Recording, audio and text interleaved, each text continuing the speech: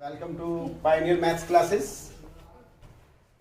मैं आपको 3.1 एक्सरसाइज के फर्स्ट और सेकंड क्वेश्चन लास्ट 2 वीडियोस में करा चुका हूं। क्वेश्चन नंबर 3 आज स्टार्ट करूंगा और उम्मीद करूंगा, मैं कोशिश करूंगा कि मैं आपको 100% इसमें आपको एक्सप्लेनेशन अपना दे सकूं और आपको 100% इसमें समझ में आएगा। अगर आप मेरी वीडियो लास्ट तक देखेंगे तो कहीं किसी से एक डाउट भी, एक क्वेश्चन मार्क भी कहीं नहीं लगेगा।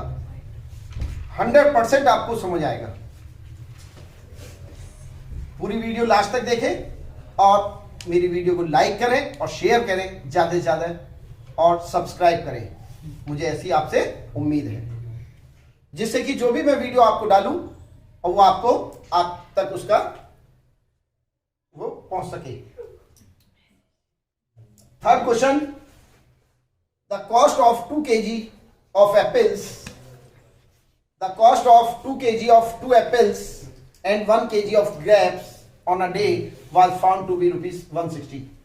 After a month, the cost of 4 kg apples and 2 kg of grapes is rupees 300.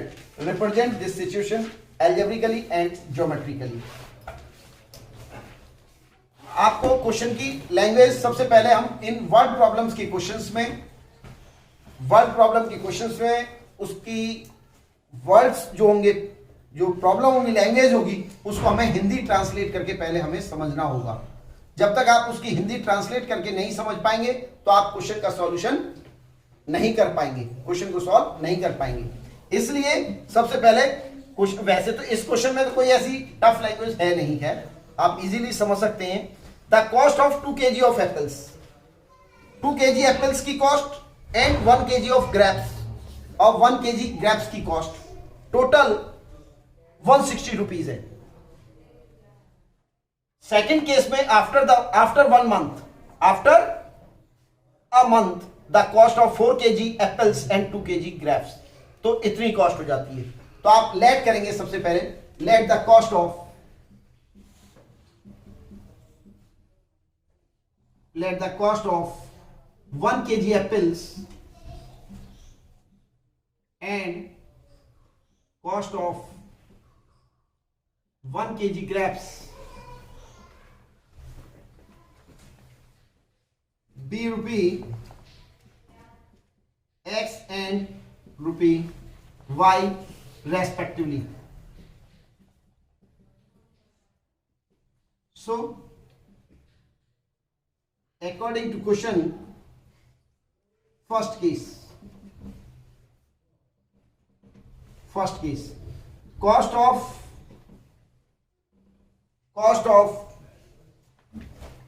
2 kg apples,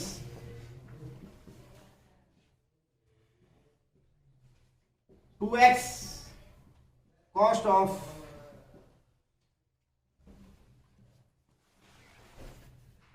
1 kg grapes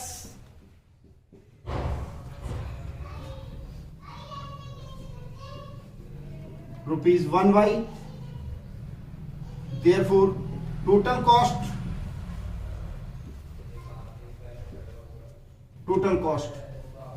of 2 kg apple and 1 kg grapes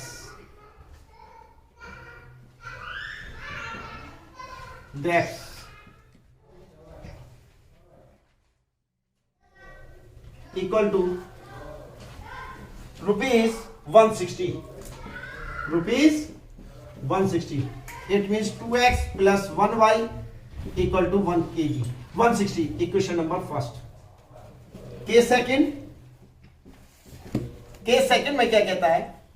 4 kg apples, cost of 4 kg apples 4x cost of 2 kg grapes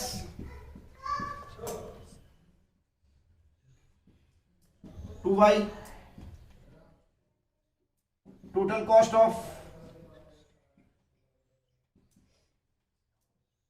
4 kg apples and 2 kg grapes, 4x plus 2y, 4x plus 2y equal to 300. Equation number second. दोनों equations आपको algebraically represent कर चुके हैं। From equation first x की value find out करेंगे आप, या y की वैल्यू फाइंड आउट कर सकते हैं, लेकिन आप यहां y की वैल्यू फाइंड आउट करें तो ज्यादा बेटर रहेगा। क्यों? अगर y की वैल्यू निकालते हैं, अगर y की निकालते हैं तो ये 2x उधर जाएगा, तो 160 माइनस 2y 2x। अगर आप x की निकालते हैं, y उधर जाएगा और 2 फिर डिवाइड में आएगा, y उधर जाएगा तो 160 माइनस y हो जाएगा, तो 2x equal to 160 minus y, लेकिन x equal to 160 minus y upon 2, upon में आएगी वो x की वैल्यू जाएगी वो अपॉन में आएगी, तो यहां अपॉन में नहीं, तो वो अपॉन वाली से बच, वो भी सही है बट ये वाली ज्यादा बेस्ट रहेगी, आपके लिए प्रॉब्लम क्रिएट नहीं करेगी। तो ये आप 160 माइनस 2x, अब यहां y की वैल्यू x की वैल्यू पुट करेंगे, पुट x की वैल्यू आप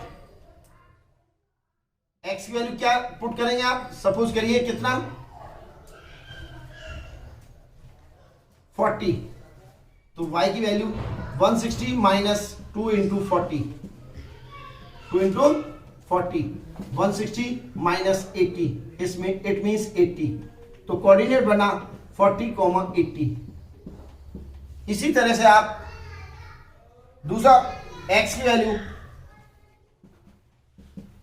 वैल्यू सपोज करिए 50 रखा,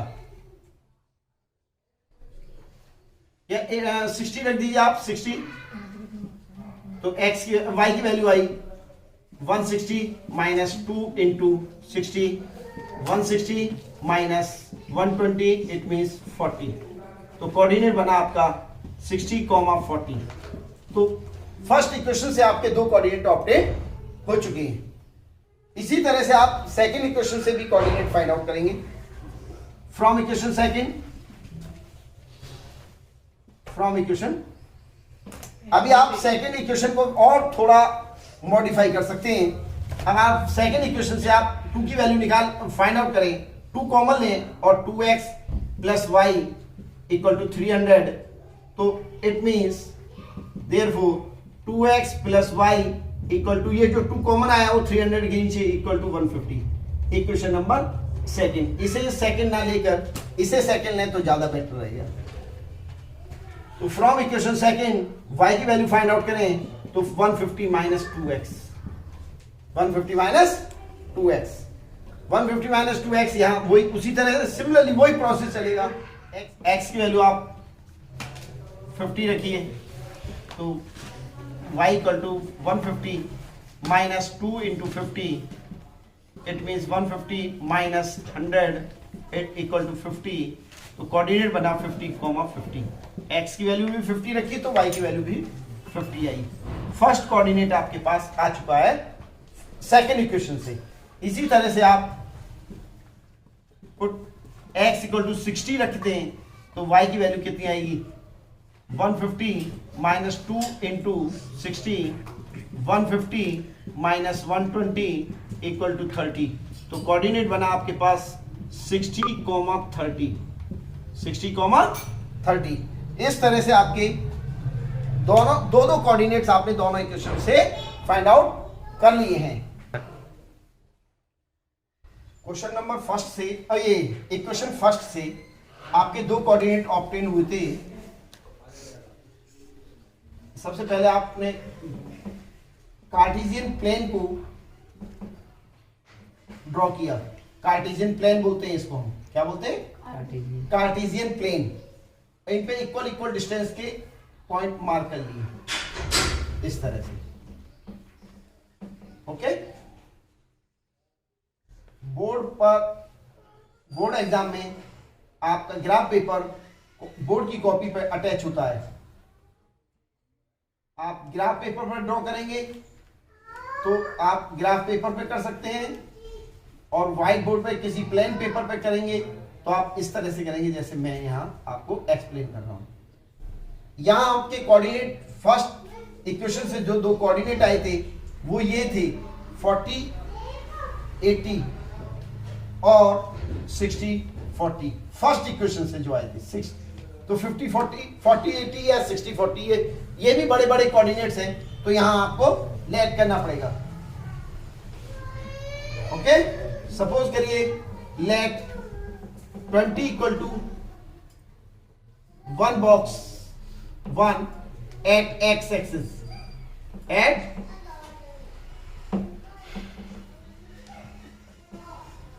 एट 1 एक्सिस, ये 20 ये 40 ये 60 ये 80 ये 100 इस तरह से, -20 -40 -60 -80 इस तरह से।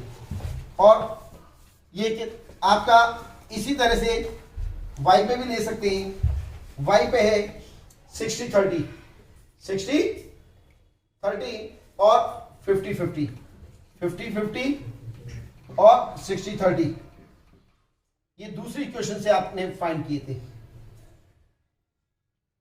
तो लेट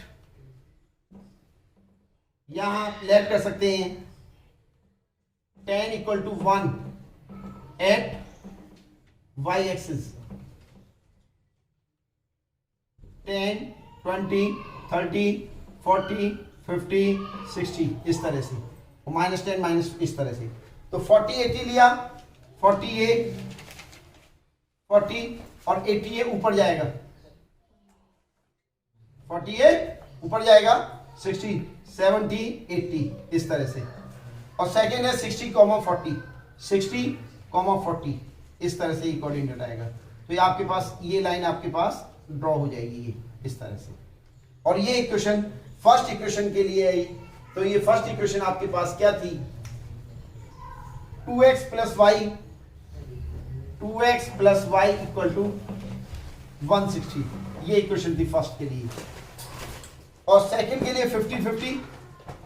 50 यहां आएगा x पे और y पे 50 ये ऊपर होगा, एक यहां होगा सपोज करिए। और सेकंड के लिए 60 30 और 30 यहां होगा इस तरह से, 60 30 इस तरह से।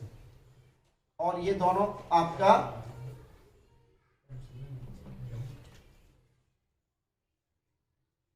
सिक्सटी 30